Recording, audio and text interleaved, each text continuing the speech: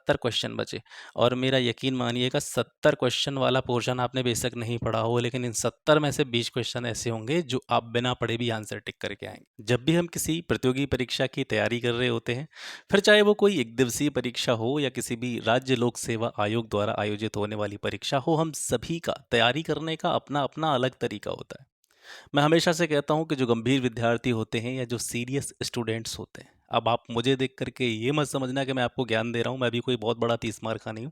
आप लोगों के बीच में से ही हूं, आप जैसा ही हूं और आपकी तरह ही मैं भी तैयारी कर रहा हूं। बस इतना फ़र्क हो सकता है आप में और मुझ में कि हो सकता है आप में से बहुत से लोग जॉब के साथ में तैयारी कर रहे हो, बहुत से लोग ऐसे होंगे जो कहीं पे भी सिलेक्ट नहीं हुए हैं और लगातार प्रिपरेशन में लगे हुए हैं। मैं स्पेशली बात कर रहा हूँ उत्तर प्रदेश लोक सेवा आयोग यानी यूपीपीसीएस के प्रीलिम्स की, जो कि होने वाला है आपका 14 मई को। इससे पहले भी मैं आपको एक वीडियो बना के बता चुका हूँ कि तैयारी आज से आपने स्टार्ट नहीं करी होगी। अगर आप गंभीर हैं तो आप पिछले 5-6 महीने से रेगुलरली पढ़ रहे होंगे।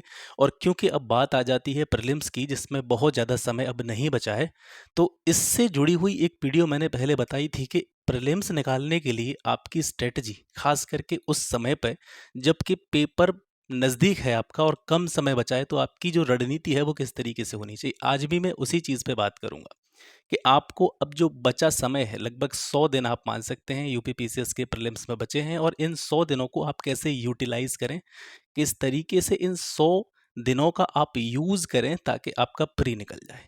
अब आप ये भी सोच रहे होंगे कि जितने भी लोग हैं सब प्री के बारे में बात करते रहते हैं, मेंस के बारे में कोई बात नहीं करता। तो समझिए, अब तक आप तैयारी कर रहे थे यहाँ तक, यानी आज की डेट तक अगर मैं लूँ, यहाँ तक अगर आप तैयारी कर रहे थे तो आप मेंस को लेकर के तैयारी कर रहे थे। अब यहाँ से आपको फोकस रहना चाहिए प्रीलिम्स पर, क्योंकि प्रीलिम्स एलिमिनेटिव होता है और अनप्रडिक्टेबल चीज़ें होती हैं, कभी कभी हो जाता है। और अगर आप प्रीलिम्स ही क्रैक नहीं कर पाए तो मेंस में कौन देगा? मेंस दे सकते हैं, आप नहीं दे सकते। पहले प्रीलिम्स को क्रैक करना जरूरी है। तो उसके लिए आपको मेरी अगर बात समझ में आ जाए और आपको लगता है कि मैं रिलायबल बातें कर रहा हूं और ये आपके काम आ सकती हैं, तो आप इनको समझ सकते हैं। नहीं आए समझ में तो आप स्किप कर सकते हैं।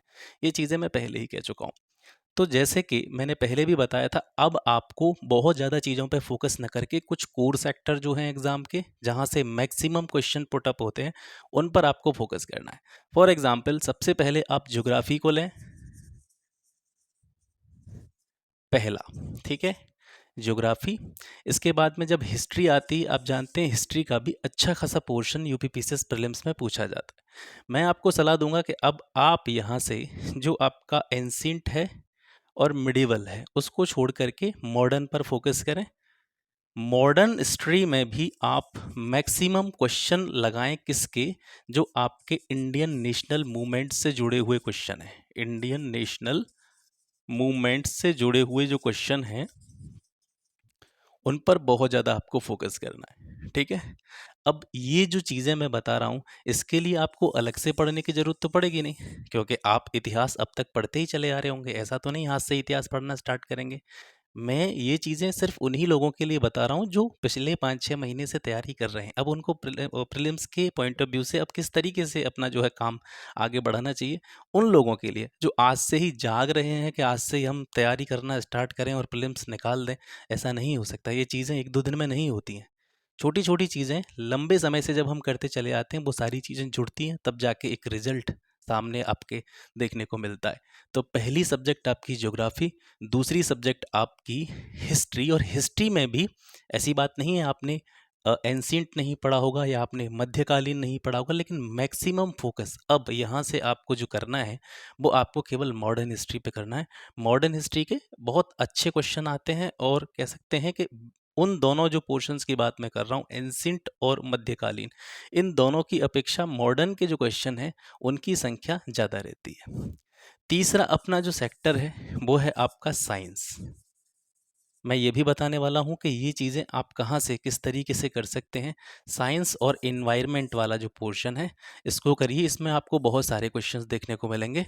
और चौथा आपका जो सेक्टर है वो आपका करंट अफेयर्स, और इनके बारे में मुझे बताने की ज़रूरत भी नहीं है आपको।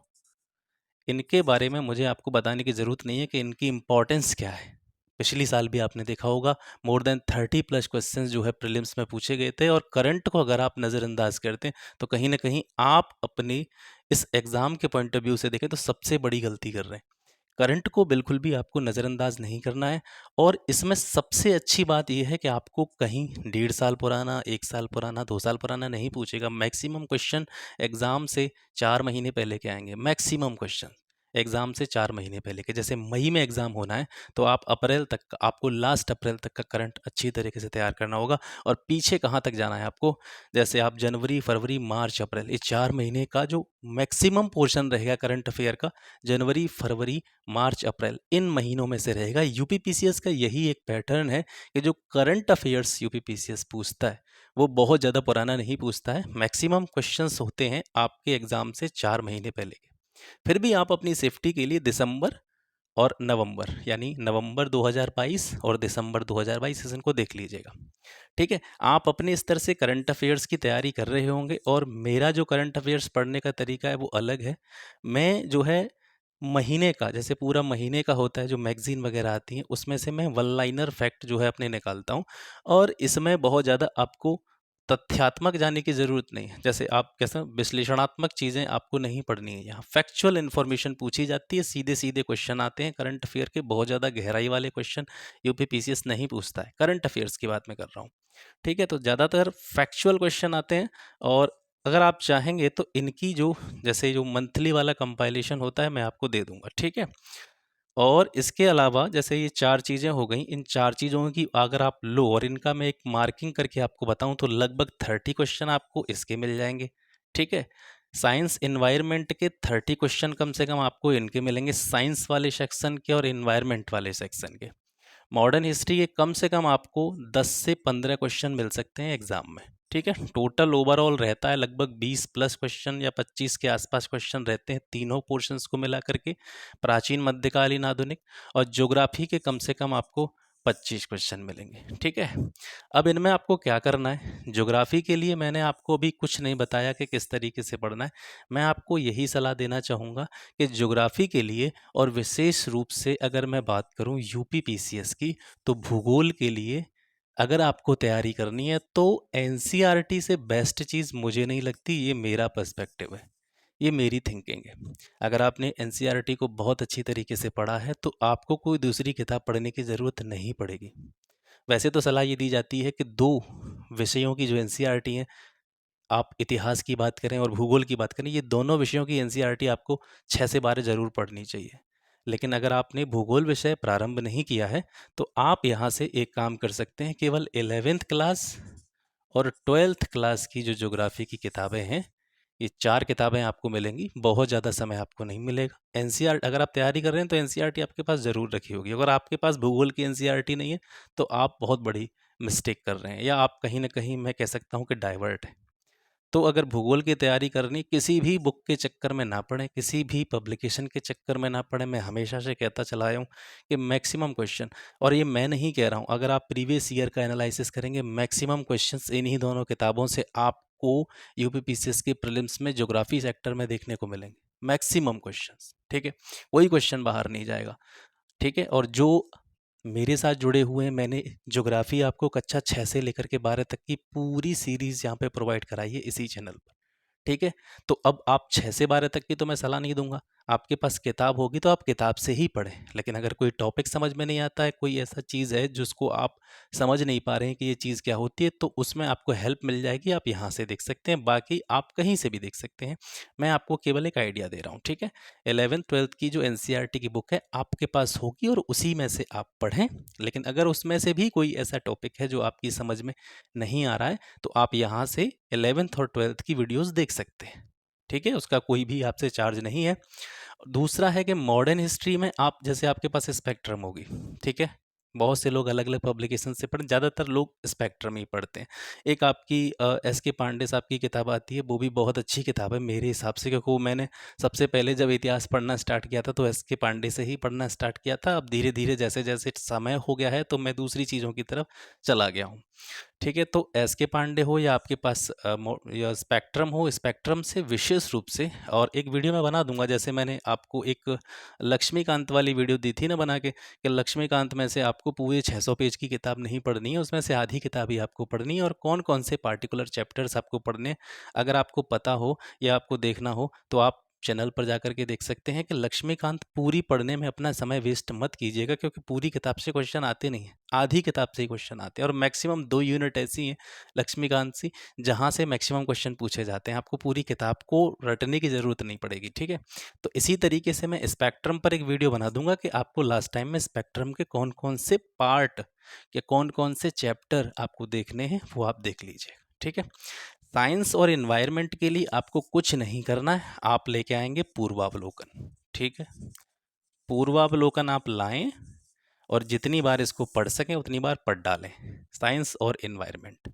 ठीक है, साइंस और एनवायरनमेंट के ज़्यादातर क्वेश्चंस ऐसे मिलेंगे आपको, एनवायरनमेंट में कुछ करंट से जुड़े हुए क्वेश्चंस आ सकते हैं, क्योंकि एनवायरनमेंट से जुड़ी हुई चीज़ें दिन ब दिन आप समाचार पत्रों में, करंट अफेयर्स में देखते रहते हैं। बाकी जो है साइंस का जो मैक्सिमम पोर्शन है वो रिपीटेड रहता है। अगर आप पूर्वावलोकन को एक बार अच्छी तरीके से लगा लेते हैं तो मैं ये आपको आश्वासन दे सकता हूँ कि आपका साइंस वाला सेक्टर या साइंस वाला जो पोर्शन है वो बहुत अच्छा जाएगा। ठीक है, तो साइंस और इन्वायरमेंट के लिए आपको सिर्फ पूर्वावलोकन ही पढ़ना है और इसके अलावा कुछ नहीं पढ़ना है। करंट अफेयर्स आप पढ़ते रहें जिस तरीके से आप जहाँ से भी, जो भी आपकी सोर्स हो, जहाँ से भी आपने मान लो कोई कोर्स ले रखा हो करंट अफेयर का, या आप मैगजीन से पढ़ रहे हो या कहीं से भी पढ़ रहे हो, तो उससे आप पढ़ते रहें, और बाकी का जहाँ से जो भी संभव हो पाएगा मैं आपको करंट अफेयर्स प्रोवाइड कराता रहूँगा। ठीक है, तो ये चीज़ें आप अगर फोकस कर लें, इसके साथ में देखो ये तो आप कर लीजिए अपने आप, और आपके लिए एक चीज़ मैं करे दे रहा हूँ, मैं अभी लगातार तैयार कर रहा हूँ 2 दिन से। जब मैंने ज्योग्राफी ख़त्म करी है तो ज्योग्राफी ख़त्म करने के बाद में मैं थोड़ा-सा 1 दिन का मैंने गैप लिया है। आज आपको वीडियो नहीं मिली होगी, तो आज कैसे यार, आज तो मैं वीडियो बना रहा हूँ, एक वीडियो आपको कल मिलेगी, तो यानी कि जो लास्ट डे है पिछला निकल के गया, उस दिन आपको वीडियो नहीं मिली होगी। तो उसमें क्या किया है मैंने, जो पॉलिटी का पोलर सेक्शन है आपका, पॉलिटी का, ठीक है, पॉलिटी में आपके लिए मैं 1000 प्लस क्वेश्चंस तैयार कर रहा हूँ, 1000 प्लस क्वेश्चंस। ठीक है, चैप्टर वाइज, हर चैप्टर के मिला करके, मतलब जितने भी आपका सिलेबस है उस सिलेबस के आधार पर पॉलिटी के लगभग 1000 से ज़्यादा क्वेश्चंस मैं तैयार कर रहा हूँ, जो मैं अपने लिए तैयार कर रहा हूँ, यानी मुझे देखने हैं, और मैं उन्हीं क्वेश्चंस को बार बार रिपीट करूँगा, क्योंकि एक चैप्टर से लगभग मान के चलिए किसी से 70-80 क्वेश्चंस लगभग एक चैप्टर से मैंने देखे हैं, और मैं ये नहीं कह रहा कि मैंने वो बनाए हैं, मैंने उत्पत्ति करी है, मैंने देखे हैं, जो प्रीवियस ईयर क्वेश्चंस हैं उनमें से उठाए हैं। कुछ जो बुक्स मार्केट में अवेलेबल हैं, वैसे देखेंगे आप यूपी पीसीएस के लिए प्रैक्टिस सेट वगैरह या ऐसी सारी चीज़ें जो है फ्री में बहुत कम अवेलेबल होती हैं। ज़्यादातर टेस्ट सीरीज़ कोचिंग वाले निकालते हैं, या ऑनलाइन आपको कोई भी, आपने अगर किसी का कोर्स ले रखा हो वहाँ पे आपको मिलेगा। मार्केट में प्रैक्टिस के लिए, यूपी पीसीएस के लिए बहुत कम सोर्सेज हैं, खास करके प्रीलिम्स के लिए। ठीक है, तो इसके लिए आपको जो एमसीक्यू हैं उनकी प्रैक्टिस भी करनी पड़ेगी, तो उसके लिए पॉलिटी के लिए मैं विशेष रूप से बता रहा हूँ, ये 4 चीज़ों पे आप फोकस करें, इसके अलावा कुछ नहीं देखें आप प्रीलिम्स के लिए। और पॉलिटी के लिए आपके लिए मैं पहले सोच रहा था कि मैं लक्ष्मीकांत को पढ़ाऊँ, लेकिन ये समय थोड़ा-सा ज़्यादा हो जाएगा। लक्ष्मीकांत को आप रिवाइज़ करते चलिएगा, या इस तरीके से करते चलिएगा कि जैसे कि मान लीजिए कि पहला चैप्टर है आपका जो आपका संवैधानिक विकास से जुड़ा हुआ जो चैप्टर है आपका, जैसे मैंने पहला आपका वीडियो दिया आपको, संवैधानिक विकास से जुड़े हुए जितने भी क्वेश्चन हैं, 50, 100, 80 जितने भी क्वेश्चन मैं आपको दूं, तो उससे पहले, उनको देखने से पहले आप क्या कीजिएगा, एक बार हल्की सी रीडिंग मार दीजिएगा, जहां से भी आप पॉलिटी पढ़ रहे हो, जो भी आपकी सोर्स हो, आप लक्ष्मीकांत से पढ़ रहे हो तो लक्ष्मीकांत का जो चैप्टर है भारत का संवैधानिक विकास, उसको एक बार रीडिंग मार करके, और जो क्वेश्चन मैं आपको दूँ उस चैप्टर से रिलेटेड, उनको देख लीजिएगा। ऐसे ही आप जैसे प्रस्तावना पढ़ेंगे तो प्रस्तावना पहले किताब में से पढ़ लीजिए, उसके बाद में मैं आपको प्रस्तावना से जुड़े हुए जितने भी क्वेश्चन अब तक पूछे गए वो सभी आपको प्रोवाइड कर दूंगा। इसी तरीके से फंडामेंटल राइट, इसी तरीके से डीपीएसपी, फंडामेंटल ड्यूटीज़, जो भी मेन चैप्टर हैं वो आप पढ़ते चलिएगा। उनके जो एमसीक्यूज़ हैं, मल्टीपल चॉइस क्वेश्चंस, वो मैं आपको यहाँ से प्रोवाइड कराता रहूँगा। इतना अगर काम आप कर लेते हैं, और इतना काम हो जाएगा आपका, ये बहुत ज़्यादा बड़ा काम नहीं है, इतना काम हो जाएगा। और यकीन मानिए अगर आप इतना सा काम कर लेते हैं तो आपके प्रीलिम्स को कोई रोक नहीं सकता। मैं इस बात की गारंटी देता हूँ आपको। क्वेश्चन ही गिन लीजिए आप यहाँ से, देखिए 30-30, 60-60, 20, 80, 85, 85, अगर यहाँ से 10 भी हो गए तो 95 क्वेश्चन हो गए। 95 क्वेश्चन आपके इतने पोर्शन से आ रहे हैं, और जैसे कि 150 क्वेश्चन आ रहे हैं, और 150 में से 95 आपने इतनी भयंकर तरीके से तैयार कर रखे हैं कि इनमें से आप बहुत कम गलती करेंगे। तो मान कर के चलिए आप 95 क्वेश्चन का जो पोर्शन है उसको लेकर के गए, आपने 90 क्वेश्चन भी सही करे, आपने 80 क्वेश्चन भी सही करे, ठीक है। मैं और नीचे आ जा रहा हूँ, 95 पे से आप 95 नहीं कर पाते हैं, 90 कर पाते हैं, 90 भी नहीं कर पाते हैं तो 80 कर पाते हैं। अब 80 क्वेश्चन ये हो गए, अब 80 छोड़ कर के जो रेस्ट क्वेश्चन है वो कितने बचे? 70 क्वेश्चन बचे। और मेरा यकीन मानिएगा 70 क्वेश्चन वाला पोर्शन आपने बेशक नहीं पढ़ा हो, लेकिन इन 70 में से 20 क्वेश्चन ऐसे होंगे जो आप बिना पढ़े भी आंसर टिक करके आएंगे। 70 के 70 क्वेश्चन उस लेवल पर नहीं होंगे कि आप एक ही भी क्वेश्चन को हिला नहीं पाए। वो 70 में से कम 20 क्वेश्चन ऐसे ज़रूर होंगे जो कोई भी उनको सॉल्व कर देगा देखते ही। ठीक है, तो आप 80 भी यहाँ से कर पाते हैं तो 20 क्वेश्चन आपको यहाँ से मिल ही जाएंगे, 100% मिल जाएंगे, तो आपका 100 हो जाएगा। कट ऑफ आपकी 85, 87 क्वेश्चन, 88 क्वेश्चन के आसपास रहेगी, इतनी ही रहती है। 1-2 नंबर का वेरिएशन हो सकता है। आप 90 क्रॉस कर गए तो आप मेंस की तैयारी में लग जाना। ठीक है, जानकारी अच्छी लगी हो तो कमेंट सेक्शन में ज़रूर बताना। अ, एक चीज़ और मैं ज़रूर कहना चाहूँगा कि आप इस चैनल को कि कोचिंग संस्थान की तरह से ट्रीट मत किया कीजिए। आप इस तरीके से लेकर के चलिए कि मैं आप लोगों के बीच में से ही हूँ, आप लोगों के साथ तैयारी कर रहा हूँ, अपनी जॉब के साथ-साथ अब मैं तैयारी में भी लगा हुआ हूँ, और जहाँ भी मुझे समय मिलता है या जो भी मुझे लगता है कि मुझे कोई जानकारी आपसे शेयर करनी चाहिए, तो मैं समय-समय पर शेयर करता रहता हूँ। बाकी आपके सुझाव या आपके जो भी सजेशन हैं, वो आपके आमंत्रित हैं, और मुझे भी अच्छा लगेगा अगर आप मेरे लिए भी कोई सजेशन देंगे, या आप जो मैंने बताया है इसमें अगर अपने विचार अगर आप ऐड करेंगे तो मुझे अच्छी खुशी होगी, इस बात का मुझे अच्छा लगेगा। तो अगर जानकारी अच्छी लगी हो तो इस वीडियो को ऐसे लोगों के पास शेयर कीजिए जो कहीं पे भी कोचिंग नहीं कर रहे हैं, सेल्फ स्टडी तैयारी कर रहे हैं, ठीक है? और जहाँ पर कि जिनके पास सोर्सेज़ अवेलेबल नहीं है, या जिनके पास अच्छी-अच्छी कोचिंग्स में जाने का कह सकते हैं कि वो इतने कैपेबल नहीं है कि अच्छी-अच्छी कोचिंग्स की फ़ीस दे सकें। और मैं मानता हूँ कि बिना कोचिंग के भी किसी भी एग्ज़ाम को क्रैक किया जा सकता है। मैंने इतने सारे पेपर निकाले अब तक, लेकिन कहीं पे भी कभी कोचिंग नहीं की, कभी मैं कोचिंग करने गया ही नहीं, ठीक है? तो हर कोई आदमी कर सकता है, आप भी कर सकते हैं, तो इसमें कोई बड़ी बात नहीं है। बस आपके अंदर एक डिटर्मिनेशन होनी चाहिए, इच्छा शक्ति होनी चाहिए, आपके दिमाग में ये सोच होनी चाहिए कि मैं बस निकाल सकता हूँ। इतना अगर आप सोचेंगे तो काम हो जाएगा। अगर आप पहले से ही सोचने का नंबर लगा देंगे बिना कोचिंग के मेरा एग्ज़ाम नहीं निकलेगा, तो निश्चित सी बात है कि वो नहीं निकलेगा। ठीक है, तो आज के लिए बस इतना ही। मिलते हैं आपसे फिर एक नेक्स्ट वीडियो में एक नए टॉपिक के साथ। तब तक के लिए नमस्कार। जय हिंद।